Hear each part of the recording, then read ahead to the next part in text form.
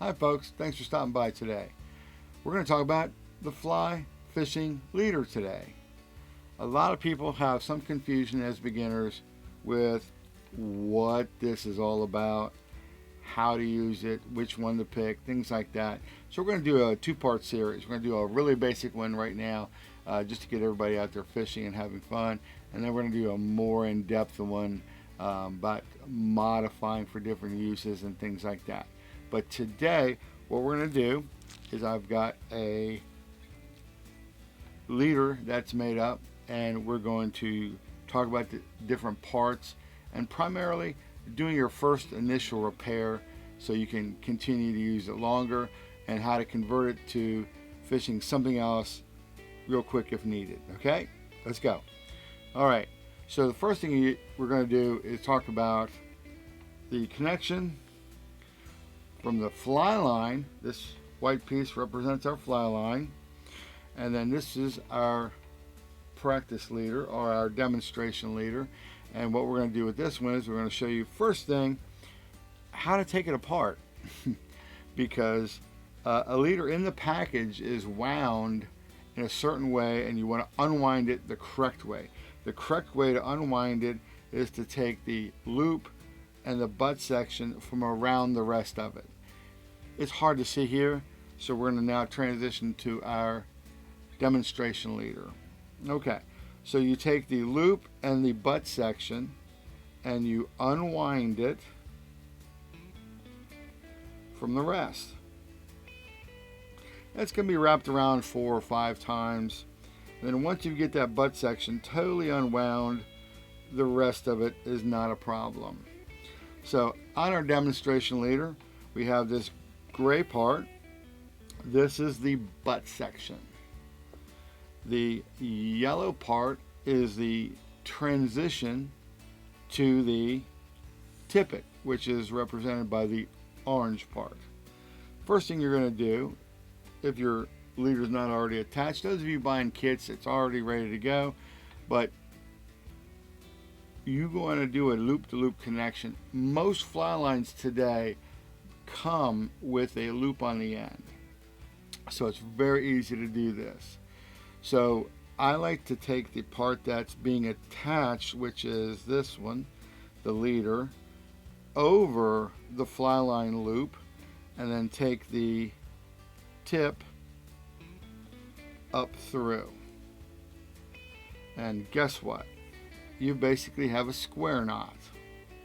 Okay, now that's how to attach the leader to the fly line with a pre-made loop in the fly line. If yours doesn't have one, bring it by, we'll install one. Now I'm just going to get rid of that for now for convenience sake. Okay, so the butt section, its job is to transfer the energy from the fly rod and fly line down through the leader to present the fly. Now the butt section is very heavy. It's going to have a transition section. This is the transition section right in the middle. You're going to see that it has a taper. Forward tippet. Okay, so if you're looking at your leader, you can actually take your fingers like this, pull the tippet section through, and you'll feel the ramp. That's what we want to preserve. We want to preserve the butt section and that ramp when we go to replace tippet. Now, why would you replace tippet? Well, let's say you tie a fly on, and let's say you catch a nice fish and you need to retie, and maybe we got hung up in a tree once or twice. All of a sudden we're down to half of what we had. Now, how do you know it's half? Well, I suggest to get to know your leaders, when you take them out of the package, find that transition section and see how much is the tippet in length. On average, the 9-foot leaders to me are about an arm's length. Now, what do you do to replace it? Well, there's 2 knots that come in handy now. One is a surgeon knot, either a double or triple. For finer tippet, for trout, I like the triple. Bass stuff could be the double. what we want to do now is look at how much you need to replace. I don't like it when I get a third of the way down. At that point, I replace at about a third. Some people go up to a half. That might be fine for a streamer fly, but if I'm using 5X and 6X particularly, I want as much as possible, because those beautiful S loops from your cast, you need those to give you a longer drift. As soon as you get a belly in your leader, you've got a drag on your fly and game is over. Trout almost never hit the drug fly. In some instances they do, but that's more advanced. We'll talk about that later. Anyhow, so what we want to do is use a surgeon or a blood knot to replace this forward tippet.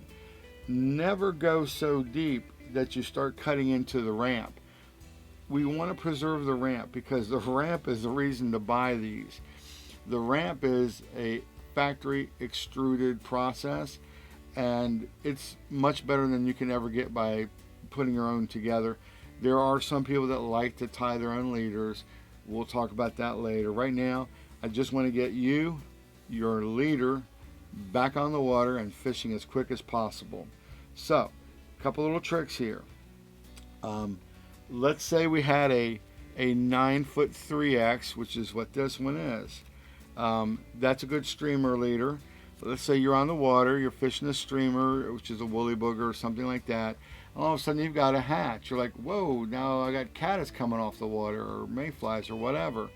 3X is not going to give you a good drift. You've got to drop down to 5X at least. So numerically, the higher the number, the finer the tippet is. So the 3X is thicker than the 4 and the 5 and the 6. But there's a little trick you need to learn. This is one of my favorite things to teach people. If you have a 3X, you can drop down in size to a finer 4X and even a 5X. You can't go to 6X. That's 3 down.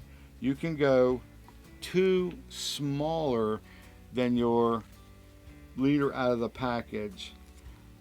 Now, what I would do, I would leave some of that 3X, and I would add about halfway down your 4X or 5X.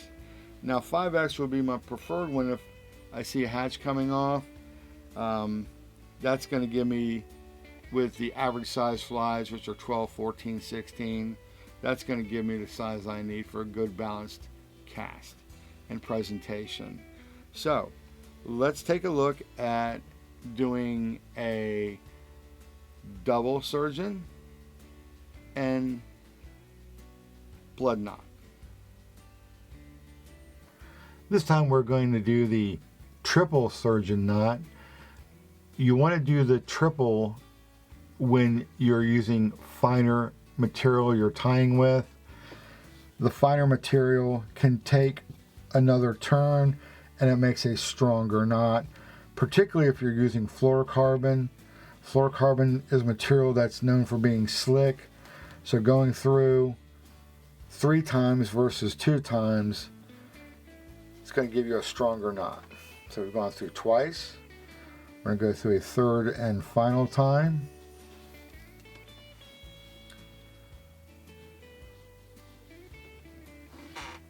Triple surgeon inline knot. This is going to be the blood knot. It is the best knot for adding tippet to your leader, repairing your leader, modifying it. This is a nice, smooth, straight knot.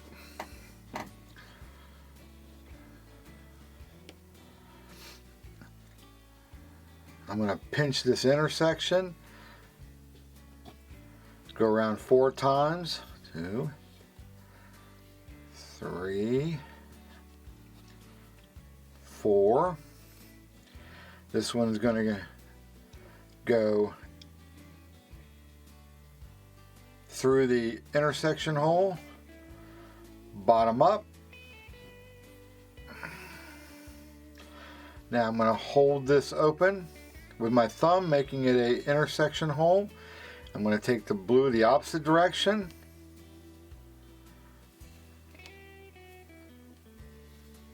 Also 4 times, and it's going to go in the opposite direction through the intersection hole.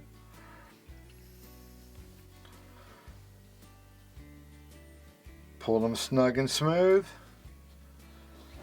This is a knot that you can clip the tags close, so it'll go nice and smooth through your guides and your tip top.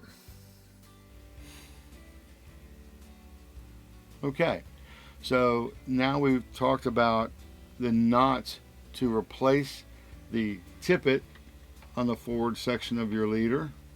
So we now know we can also go down 2 sizes. So if you got a 3X, you can go to 4 and 5. If you start with a 4X, you can go to 5 and 6. Don't go more than 2 sizes down, but you can do that. That way you can actually be more prepared on the water to switch over to a hatch. If you do need to switch from a hatch leader to a streamer leader, change the whole leader. You can't start with a 4 or a 5 and go up to a 3. You don't want to do that. You want to just go straight to a streamer leader. Okay, so we also need to talk about real quick the types of leaders used. So the standard leader for dry fly fishing is going to be at least a 9-footer, and it's going to be a 4X if you're nymphing, but dry flies would be a 5 or a 6 most of the time, unless you got really big stuff like hoppers. Yep, hoppers, you're going to want to use maybe a 3 or a 4, but if you're going to be using standard dry flies, your standard is a 5 for dry flies, 4 for nymphing. It has a little bit more abrasion resistance, and really tiny flies like blue and olives and tricos, you're going to have to drop down to a 6X. And again, you want to leave your transition, and you want to leave a little bit of your forward, and then tie in the rest if you're making a big change. Other than that, just keep replacing the forward half to a third. And again, I prefer a third. Like to keep that long drift. Other than that, let's get out and get some experience on the water. There's no better teacher than time on the water. Any more questions? Stop by shop. I'm glad to help you out.